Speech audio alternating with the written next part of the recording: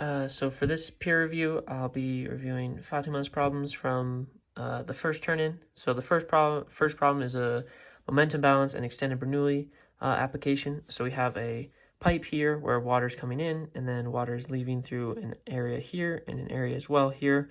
And we're trying to find the force that is exerted by these kind of convective forces on the pipe itself. So we're basically doing a momentum balance, but we'll also have to do an extended Bernoulli equation. So we're given the area of the input, the area of the two outputs. We know from continuity that they have to be the same. For the sum of the forces, we'll be doing the integral of the velocity over the differential volume, differential volume.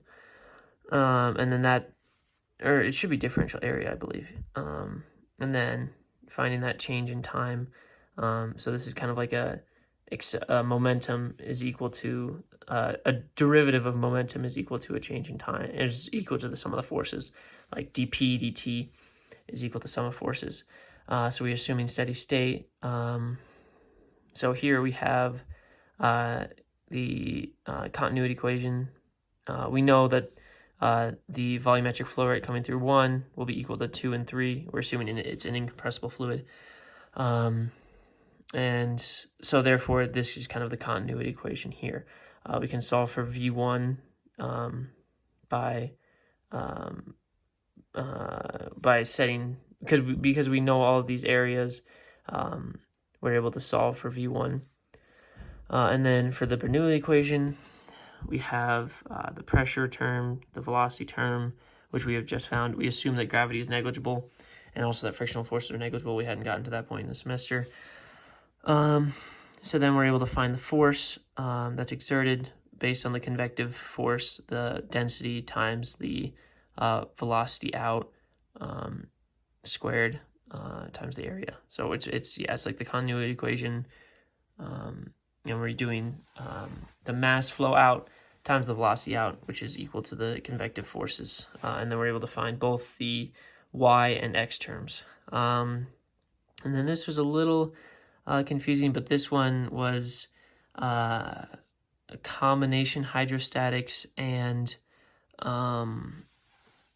buoyancy. So it's one of the classic, we have two different balls of different densities. What's their difference in terminal velocities, essentially? So it's this very well familiar velocity, terminal velocity calculation, where it's all about the density differences. And then that reveals kind of that those forces come from those buoyant effects of having different densities. So then we solve that for the baseball, and we can also solve it for the billiard ball, which we did up here. So we're able to see that the velocity for the baseball, or for the billiard ball, which has a higher density, is 1.175 meters per second. And then for the baseball, it is a little lower. And it's actually, in fact, it's the opposite effect. It's upward velocity, because the density of the baseball is so low that there's more buoyant force than there's weight force, which makes sense if the density of the baseball is less than the fluid that you have. So yeah, here she explains the billiard ball has a density that's less than the fluid, or that's greater than the fluid. The baseball has a density that's less than the fluid, which means that the ball will go upwards. So yeah, this is a kind of a combination. I don't exactly know where hydrostatics was in this, because these are the only two problems from the first turn-in. But this is definitely buoyancy. We had extended Bernoulli, and we had the momentum balance directed up here. So Fatima added hydrostatics to her